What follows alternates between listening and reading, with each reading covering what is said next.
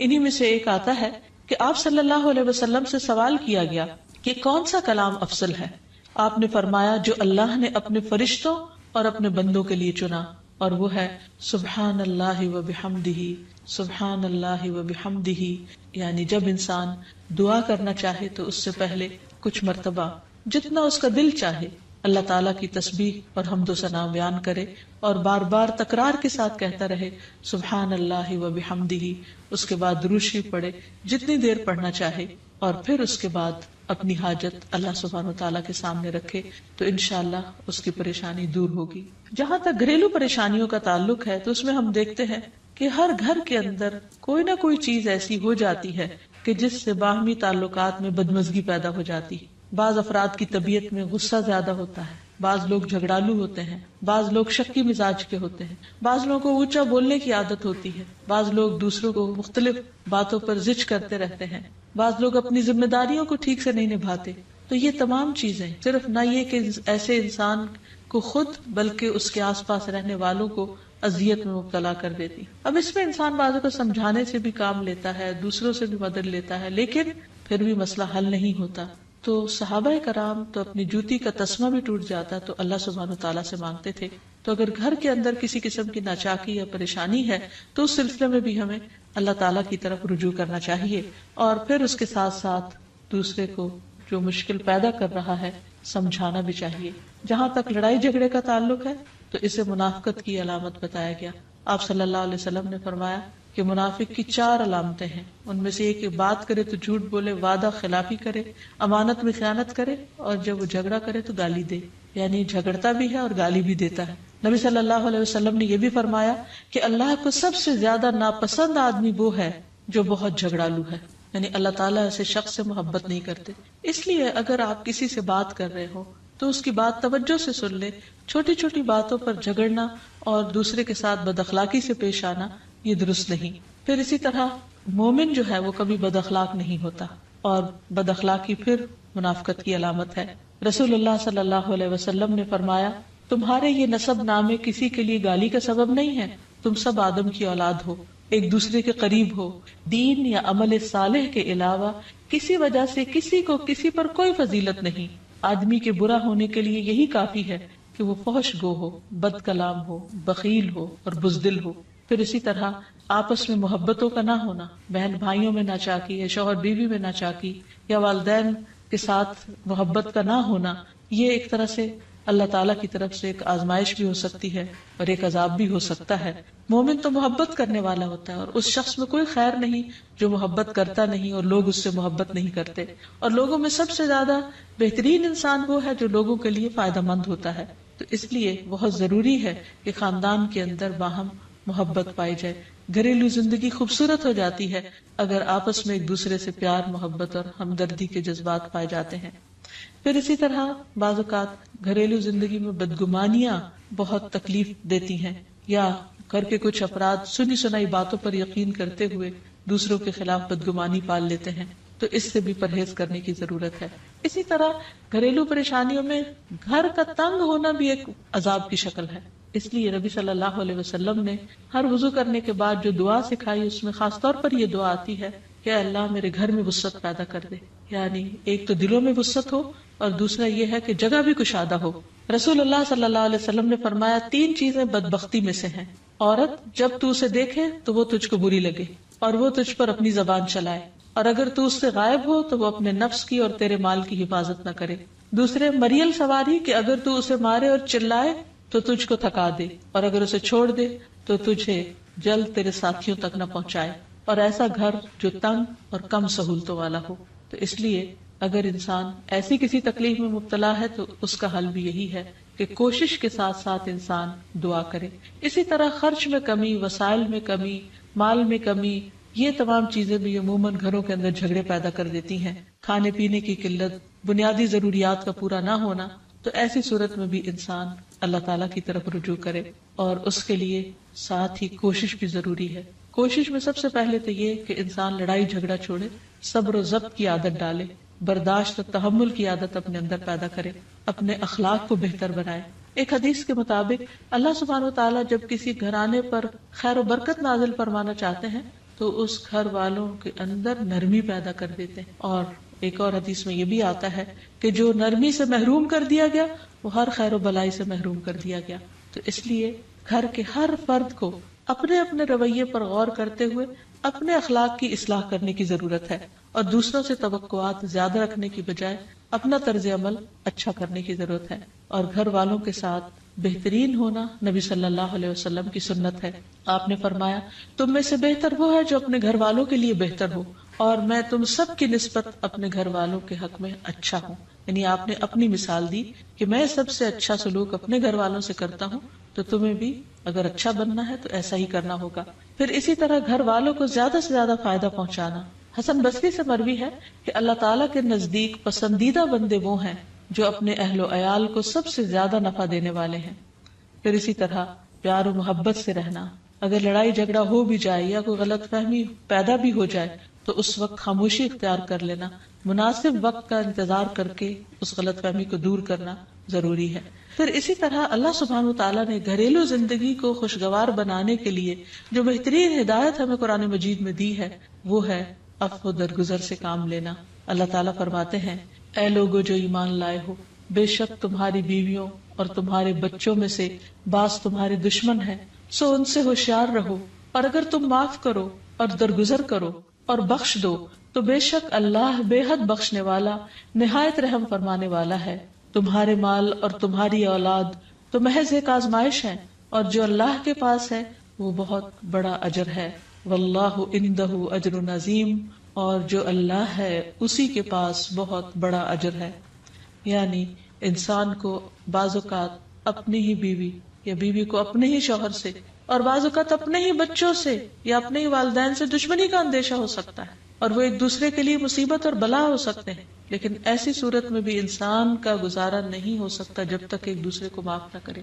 زندگی کی گاڑی نہیں چل سکتی جب تک انسان دوسروں کے قصور اور غلطیاں ان سے درگزر نہ کرے. کیونکہ ہر انسان کبھی غصے کی وجہ سے، کبھی جہالت کی وجہ سے، کبھی جلد بازی کی وجہ سے، کبھی لوگوں کے اکسانے پر اپنے پیاروں کے ساتھ زیادتیاں کر جاتا ہے. تو ایسی صورت میں انسان اگر چاہتا ہے کہ اس کی زندگی خوشگوار ہو تو اسے معاف کرتے رہنا چاہیے. نبی صلی اللہ علیہ وسلم کے اخلاق کے بارے میں جب پوچھا گیا تو حضرت عائشہ کہتی ہیں کہ آپ تان و تشنیع کرنے والے نہ تھے، یعنی تانے نہیں دیتے تھے، یعنی اگر کسی سے غلطی ہو جاتی تو اسے بار بار یاد نہیں کراتے تھے، فحش کام نہیں کرتے تھے، بازاروں میں چیخنے والے اور برائی کا بدلہ برائی سے دینے والے نہ تھے، بلکہ معاف کرنے والے اور درگزر کرنے والے تھے. اور حقیقت یہ ہے کہ جو جس کے جتنا قریب ہوتا ہے، جیسے گھر والے ہیں، اس کی غلطیاں اور اس کی کمزوریاں زیادہ سامنے آتی ہیں، اور پھر وہ ریپیٹڈلی سامنے آتی ہیں، بار بار سامنے آتی ہیں. تو ایسی صورت میں معاف کرنا بھی مشکل لگتا ہے، لیکن پھر بھی معاف کیے بغیر گزارا نہیں. پھر اسی طرح یہ ہے کہ انسان اگر ہمیشہ دوسروں کا حق ادا کرنے کی فکر کرے تو اس سے بھی بہت سے جھگڑے ختم ہو جاتے ہیں. شوہر اگر بیوی کو حق دینے والا ہو، بیوی خوشی سے شوہر کا حق دینے والی ہو، بہن بھائی ایک دوسرے کے اوپر قربانی کرنے والے ہوں، ایثار کرنے والے ہوں، تو ایسی صورت میں گھر کا ماحول بہت خوشگوار ہو سکتا ہے. عورت کے بارے میں فرمایا نبی صلی اللہ علیہ وسلم نے کہ عورت اس وقت تک ایمان کی حلاوت نہیں پا سکتی جب تک کہ وہ اپنے شوہر کا حق ادا نہیں کرتی. اسی طرح شوہر کے لیے نبی صلی اللہ علیہ وسلم کا یہ اسوہ حسنہ بہترین ہے کہ آپ صلی اللہ علیہ وسلم اپنے گھر ہوتے ہوئے اپنے گھر والوں کے کام کاج میں ہاتھ بٹایا کرتے تھے، ان کی خدمت کیا کرتے تھے.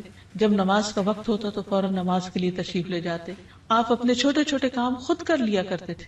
یعنی اس سے بھی یہ پتہ چلتا ہے کہ خوشگوار گھریلو تعلقات میں دوسرے پر بوجھ نہ بننا ایک بہت اہم نقطہ ہے، کیونکہ اگر ہر انسان اپنی ذمہ داری خود لے لے تو دوسروں کے لیے وہ خوشگوار ہو جاتا ہے. پھر اسی طرح گھر والوں کو اگر کوئی غم، تکلیف یا پریشانی ہو تو اس موقع پر اپنے اختلافات کو بھول کر ان کی مدد کرنا، ان کی کیئر کرنا اور ان کی دلجوئی کرنا یہ بھی بہت ضروری ہے. اور حد الوسع گھر کا ماحول خوشگوار رکھنا چاہیے، ایک دوسرے کا احساس کرتے ہوئے اور ایک دوسرے کے کاموں میں عیب نہ نکالتے ہوئے اور ایک دوسرے کو اپریشیٹ کرتے ہوئے، ایک دوسرے کی اچھی خوبیوں کو اور اچھی باتوں کی تعریف کرتے ہوئے، اور اسی طرح بعض اوقات اپنی خواہشات کو پیچھے کرتے ہوئے. کیونکہ اگر ہر انسان یہ چاہے کہ زندگی اس کے مطابق، کیونکہ اگر ہر انسان یہ چاہتا ہو کہ ہر کام گھر میں اس کی مرضی کے مطابق ہو تو یہ ممکن نہیں. بہت سے گھروں میں ساس بہو کا جھگڑا کس بنا پر ہوتا ہے، یا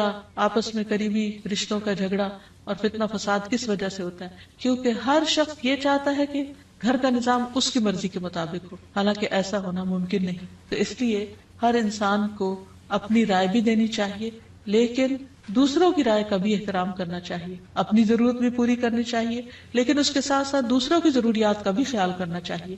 پھر اسی طرح بہت سے معاملات میں قناعت اختیار کرنی چاہیے، کیونکہ یہ زندگی بذات خود ایک امتحان ہے، اور اصل عیش و عشرت کی جگہ جنت ہے، دنیا نہیں، یا دنیا کا گھر نہیں. تو اس لیے ضروری ہے کہ مشکل حالات میں انسان اپنے عزیزوں کا، پیاروں کا، گھر والوں کا ساتھ دے، ان کی مدد کرے. مثلا شوہر کے اگر معاشی حالات تنگ ہیں تو بیوی ناجائز مطالبات نہ کرے. اسی طرح اگر بیوی بیمار ہے تو شوہر اس سے بہت زیادہ گھر کے کام کا مطالبہ نہ کرے. تو ایک دوسرے کے حالات کی رعایت کرتے ہوئے اگر انسان ایک دوسرے سے توقعات رکھے تو اس سے بھی حالات بہت خوشگوار ہو سکتے ہیں. اور پھر یہ کہ ہمیشہ دوسروں کی چھوٹی چھوٹی ایفرٹ پر ان کے لیے شکر گزاری کے جذبات ہونے چاہیے. مثلا اگر کوئی آپ کو گھر میں پانی پلا دے تو آپ اس پر بھی شکریہ بولیں. ہم عام طور پر اگر گھر سے باہر کہیں ہوتے ہیں اور کوئی ہمارے ساتھ تھوڑے سا بھی احسان کا معاملہ کرے تو ہم اس کے احسان کو مانتے ہیں، لیکن گھر والوں کا احسان ماننا ایک مشکل کام لگتا ہے. تو اس لیے اگر ہم چاہتے ہیں کہ گھریلو زندگی خوشگوار ہو تو اس میں گھر والوں کے احسان کو بھی ماننا ضروری ہے.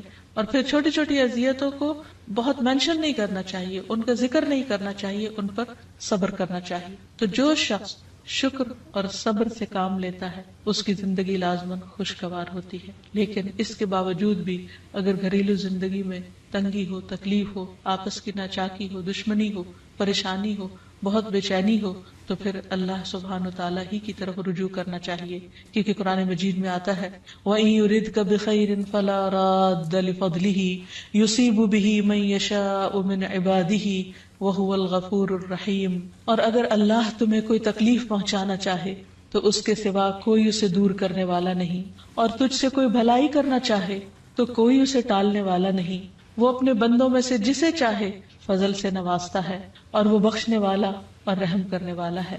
تو اس لیے چھوٹی چھوٹی تکلیفوں پر بھی فوراً اللہ کا ذکر، اللہ کی یاد، اللہ کی تسبیح انسان کے دل کو سکون بخشتے. اور نبی صلی اللہ علیہ وسلم نے خصوصاً اپنی پیاری بیٹی فاطمہ رضی اللہ تعالی عنہا کو جب وہ گھر کے کام کاج کر کے تھک جاتی تھی، کیونکہ اپنے ہاتھ سے چکی پیستی، اپنے ہاتھ سے آٹا گوندتی، اپنے ہاتھ سے اپنے گھر کے کام کاج کرتی، بچوں کو لک آفٹر کرتی، تو بہت تھک جاتی تھی. اور اسی تھکاوٹ کی وجہ سے انہوں نے ایک دفعہ نبی صلی اللہ علیہ وسلم کے پاس جب کچھ قیدی آئے تو خادم کا مطالبہ کیا، لیکن آپ صلی اللہ علیہ وسلم نے ان کو خادم دینے کی بجائے یہ تسبیحات سکھائی اور فرمایا کہ جب تم اپنے بستر پر جانے لگو تو 33 بار سبحان اللہ، 33 بار الحمدللہ اور 34 بار اللہ اکبر پڑھ لیا کرو. اور اسی لیے یہ تسبیحات فاطمہ کے نام سے بھی معروف ہیں.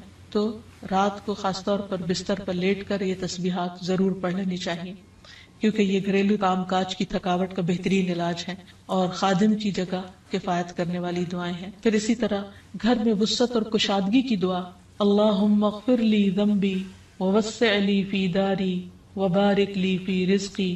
اے اللہ میرے گناہ معاف کر دے، میرے گھر میں وسعت پیدا کر دے اور میرے رزق میں برکت عطا کر دے. پھر اسی طرح چھوٹی چھوٹی پریشانیوں کے سلسلے میں مثلا بچے کو چوٹ لگ گئی یا اچانک کسی وبائی مرض کا کوئی شکار ہو گیا تو علاج معالجے کے ساتھ ساتھ دعا کرنا ضروری ہے. مثلا گھر والوں میں سے اچانک کسی کو کوئی ایسی بیماری آ گئی، کوئی سٹروک ہو گیا یا ہارٹ اٹیک ہو گیا تو سارے گھر والے پینک ہو جاتے ہیں. ایسی صورت میں پریشانی کا صرف اظہار کرتے رہنے سے اور غمگین رہنے سے مریض کی مدد نہیں کی جا سکتی. تو اس موقع پر اللہ تعالیٰ سے دعا کرنی چاہیے. اور ایک بہت خوبصورت دعا جو نبی صلی اللہ علیہ وسلم نے حضرت اسماء بنت امیس کو سکھائی تھی کہ آپ نے فرمایا کیا میں تمہیں ایسے کلمات نہ سکھاؤں جن کو تم پریشانی کے وقت پڑھا کرو، اور وہ کلمات ہیں اللہ اللہ ربی لا اشرک بہ شیئا. اللہ ہی میرا رب ہے، میں اس کے ساتھ کسی چیز کو شریک نہیں بناتی. اور آخر میں یہ کہ گھر والوں کی باہمی محبت اور الفت اور تعلقات کی بہتری کی دعا کرنی چاہیے جو پیارے نبی صلی اللہ علیہ وسلم نے ہمیں سکھائی ہے. وہ دعا ہے اللہم الف بین قلوبنا واصلح ذات بیننا واہدنا سبل السلام ونجنا من الظلمات الى النور وجنبنا الفواحش ما ظہر منها وما بطن وبارک لنا فی اسماعنا وابصارنا وقلوبنا وازواجنا وذریاتنا وتب علینا انک انت التواب الرحیم واجعلنا شاکرین لنعمتک مثنین بها قابلیها واتمها علینا اے اللہ ہمارے دلوں میں الفت پیدا فرما دے اور ہمارے آپس کے معاملات کی اصلاح کر دے، ہمیں سلامتی کے راستوں کی رہنمائی فرما اور ہمیں اندھیروں سے نجات دے کر نور کی طرف لیا، اور ہمیں تمام ظاہری اور چھپی بدکاریوں سے محفوظ رکھ، ہمارے کانوں اور ہماری آنکھوں اور ہمارے دلوں اور ہماری گھر والیوں اور ہمارے بچوں میں برکتیں عطا فرما، ہماری توبہ قبول فرما۔ بلا شبہ تو بہت زیادہ توبہ قبول کرنے والا اور رحمت کرنے والا ہے، ہمیں اپنی نعمتوں کا شکر ادا کرنے والا بنا اور ان کی تعریف کرنے والا اور ان کو قبول کرنے والا بنا دے، ان نعمتوں کو ہم پر کامل فرما دے، یعنی ان نعمتوں کو ہم پر تمام کر دے۔ تو کس قدر جامع اور خوبصورت دعا ہے جو نبی صلی اللہ علیہ وسلم نے ہمیں سکھائی گھریلو زندگی کو خوشگوار بنانے کے لیے۔ ان دعاؤں کو پڑھتے رہنا چاہیے، یاد کر لینا چاہیے، قبولیت کے مواقع پر پڑھنا چاہیے۔ اگر زبانی یاد نہ بھی ہو تو دیکھ کر پڑھ لینا چاہیے، اور اگر ان کا ترجمہ نہ آتا ہو تو اردو میں پڑھنے میں بھی کوئی حرج نہیں، لیکن اللہ تعالیٰ سے مانگتے رہیے، کیونکہ ساری مشکلات کا حل صرف۔ عن ابی موسیٰ عن النبی صلی اللہ علیہ وسلم قال مثل البیت الذی یذکر اللہ فیہ والبیت الذی لا یذکر اللہ فیہ مثل الحی والمیت، رواہ مسلم۔ سیدنا ابو موسیٰ رضی اللہ عنہ سے روایت ہے، نبی صلی اللہ علیہ وسلم نے فرمایا، جس گھر میں اللہ تعالیٰ کا ذکر کیا جاتا ہے اور جس گھر میں اللہ تعالیٰ کا ذکر نہیں کیا جاتا وہ زندہ اور مردہ کی مثل ہے۔ اللہ کے بندے، اللہ سے محبت کرنے والے ہر حال میں اللہ کو یاد کرتے رہتے ہیں، خواہ وہ اپنے گھر میں ہو یا گھر سے باہر۔ الذین یذکرون اللہ قیاما وقعودا وعلی جنوبہم، وہ جو اللہ کا ذکر کرتے ہیں کھڑے، بیٹھے اور لیٹے۔ ایسے لوگ دنیا کے کسی بھی حصے میں ہوں، کوئی بھی کام کر رہے ہوں، ان کے دلوں میں اللہ کی یاد سمائی ہوئی ہوتی ہے۔ ان کے دلوں میں اللہ کی یاد صرف مسجد کی حد تک یا کسی خاص جگہ سے ہی مخصوص نہیں ہوتی، بلکہ وہ اپنے گھروں میں بھی اللہ کو یاد کرتے ہیں۔ اس حدیث کے مطابق وہ گھر جن میں اللہ کا نام بلند ہوتا ہے، جس میں ذکر کیا جاتا ہے، وہ اس شخص کی طرح ہے جو زندہ ہو۔ اس کی مثال ایک زندہ انسان کی سی ہے۔ اس کے برعکس وہ گھر جس میں اللہ کا نام نہ لیا جاتا ہو، اللہ کا ذکر بلند نہ ہوتا ہو، اس گھر کی مثال ایک مردہ کی سی ہے۔ اور آپ سب جانتے ہیں کہ زندہ اور مردہ برابر نہیں ہوا کرتے۔ لا يستوي الاحیاء ولا الاموات، زندہ اور مردہ برابر نہیں، دونوں میں بہت بڑا فرق ہے۔ اسی طرح ان دو گھروں میں بھی بہت فرق ہے، جن میں سے ایک میں اللہ کی یاد بلند ہو، اللہ کا نام بلند ہو، اور دوسرے وہ جس میں اللہ تعالیٰ کو یاد کرنے والا کوئی نہ ہو۔ قرآن پاک میں اللہ سبحانہ و تعالیٰ کو یاد کرنے والوں کی صفت یہ بتائی گئی ہے کہ رجال لا تلہیہم تجارت ولا بیع عن ذکر اللہ، وہ ایسے لوگ ہیں جنہیں تجارت اور خرید و فروخت اللہ کی یاد سے غافل نہیں کرتی، یعنی عین دنیا کے اندر رہتے ہوئے بھی وہ اللہ کو یاد کرتے رہتے ہیں۔ وَإِقَامِ الصَّلَاةِ وَإِيتَاءِ الزَّكَاةِ، نماز قائم کرنے اور زکوٰۃ کی ادائیگی سے کوئی چیز انہیں منع نہیں کرتی، مانے نہیں ہوتی۔ اور وہ یہ کیوں کرتے ہیں؟ یعنی اللہ کو یاد کیوں کرتے رہتے ہیں اور اپنے فرائض کی ادائیگی میں سرگرم کیوں رہتے ہیں؟ يَخَافُونَ يَوْمًا تَتَقَلَّبُ فِيهِ الْقُلُوبُ وَالْأَبْصَارُ، وہ اس دن سے ڈرتے ہیں جس دن دل اور نگاہیں الٹ پلٹ ہو جائیں گی، یعنی قیامت کا خوف ہے ان کے دل کے اندر، اور اس کے ساتھ ساتھ اللہ کے فضل کے امیدوار بھی ہیں۔ لِيَجْزِيَهُمُ اللَّهُ أَحْسَنَ مَا عَمِلُوا وَيَزِيدَهُم مِّن فَضْلِهِ، تاکہ اللہ ان کو بدلہ دے ان کے اچھے اعمال کا جو انہوں نے کیے، اور اپنے فضل سے زیادہ بھی نوازے۔ وَاللَّهُ يَرْزُقُ مَن يَشَاءُ بِغَيْرِ حساب، اور اللہ اپنے رزق میں سے جسے چاہتا ہے بے حساب عطا کر دیتا ہے۔ تو بات یہ ہے کہ جو دل خوف اور امید کے درمیان ہوتے ہیں وہ دل اللہ کی یاد سے معمور ہوتے ہیں، اور جن لوگوں کے دل اللہ کی یاد سے معمور ہوتے ہیں ان کے گھر بھی اللہ کی یاد سے معمور ہوتے ہیں۔ عام طور پر گھروں میں دو طرح سے ذکر ہوتا ہے، ایک انفرادی ذکر اور ایک اجتماعی ذکر۔ انفرادی ذکر میں نماز پڑھنا، قرآن کی تلاوت، اور اسی طرح چلتے پھرتے، اٹھتے بیٹھتے، گھر کے کام کاج کرتے، لیٹتے جاگتے، چلتے پھرتے اللہ کو یاد کرتے رہنا، خصوصاً وہ مسنون اذکار جو رسول اللہ صلی اللہ علیہ وسلم سے وارد ہیں۔ اور دوسری قسم اجتماعی ذکر کی ہے کہ کسی ایک گھر میں مختلف لوگ جمع ہو کر یا اہل خانہ ہی جمع ہو کر اکٹھے بیٹھ کر اللہ کو یاد کریں. اور اس سے مراد کسی خاص قسم کا وظیفے کا ورد ہی نہیں، بلکہ اللہ تعالیٰ کی یاد کے مختلف طریقے ہو سکتے ہیں. اللہ تعالیٰ کی معرفت حاصل کرنے، علم سیکھنے اور جاننے کے جو حلقات ہیں وہ بھی اللہ ہی کے ذکر اور اللہ ہی کی یاد کی طرف انسان کو راغب کرتے ہیں. قرآن پاک میں خاص طور پر ازواج مطہرات کو یہ حکم دیا گیا وَاذْكُرْنَ مَا يُتْلَى فِي بُيُوتِكُنَّ مِنْ آيَاتِ اللَّهِ وَالْحِكْمَةِ، اور ذکر کرتی رہو، یاد کرتی رہو جو تمہارے گھروں میں پڑھی جاتی ہیں اللہ کی آیات اور حکمت کی باتیں. یعنی ازواج مطہرات رسول اللہ صلی اللہ علیہ وسلم کے گھر میں قرآن پاک اور حکمت کی باتوں کا ذکر کریں، یعنی انہیں آپس میں بھی سیکھیں سکھائیں اور دوسروں کو سکھانے کا بھی انتظام فرمائیں. تو گویا ذکر کی مجالس سے مراد تسبیحات وغیرہ کرنا بھی ہو سکتا ہے اور علم کی مجالس بھی ہیں، اور خصوصاً ایسے علم کی مجالس جن کے ذریعے انسان کے ایمان میں اضافہ ہو، اللہ تعالیٰ سے تعلق مضبوط ہو. قرآن پاک میں اللہ تعالیٰ نے اہل ایمان کو خصوصی طور پر تنبیہ فرمائی، تلقین فرمائی، یا ایھا الذین آمنوا لا تلہکم اموالکم واولادکم عن ذکر اللہ، اے لوگو جو ایمان لائے ہو، تمہارے مال اور تمہاری اولادیں تمہیں اللہ کے ذکر سے غافل نہ کریں. ومن یفعل ذلک فاولئک هم الخاسرون، اور جو ایسا کریں گے وہی لوگ دراصل خسارہ پانے والے ہیں، نقصان اٹھانے والے ہیں. یعنی گھر میں ہوتے ہوئے انسان دنیا کے کاموں میں مشغول ہو جاتا ہے یا بال بچوں کی محبت میں بعض اوقات اللہ تعالیٰ کی یاد سے غافل ہو جاتا ہے، تو ایسے میں فرمایا کہ لا تلہکم اموالکم واولادکم عن ذکر اللہ، یہ دنیا کے مال اور یہ تمہارے بال بچے تمہیں اللہ کی یاد نہ بھلائیں. گویا گھر میں ہوتے ہوئے اللہ کو یاد کرتے رہو.